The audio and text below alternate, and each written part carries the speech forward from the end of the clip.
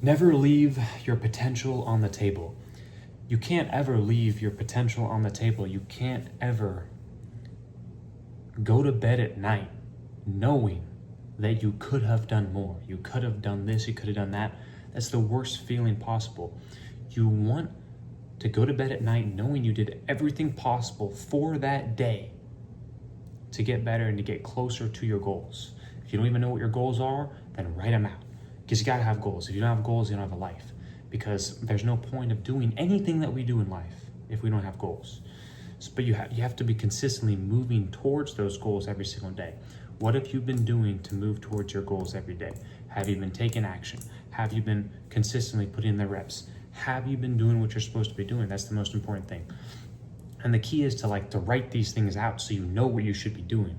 Okay, I gotta do this.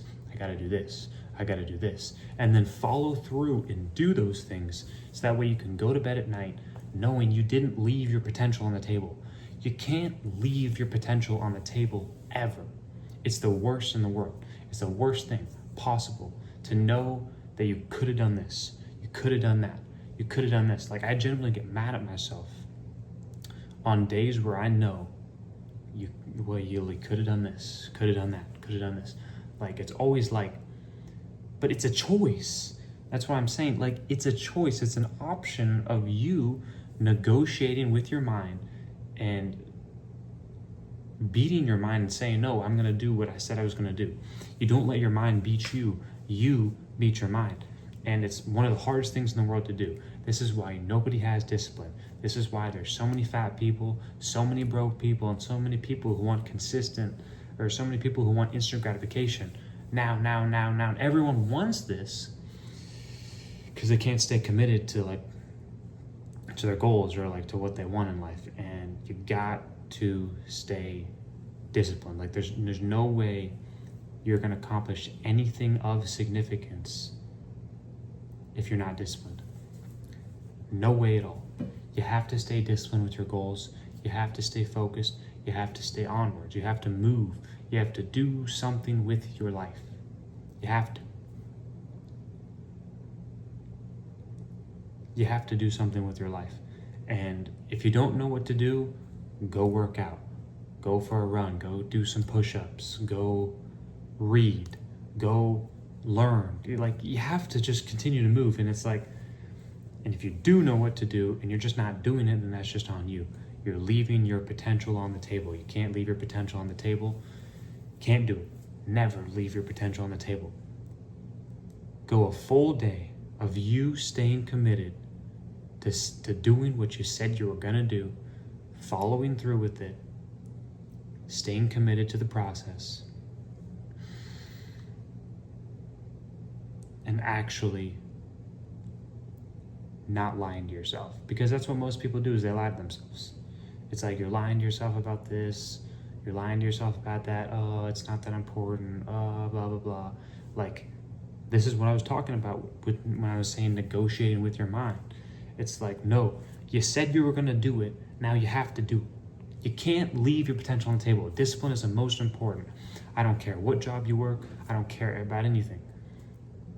If you don't have discipline, it doesn't matter if you're a millionaire. If you don't have discipline, you're not a happy individual.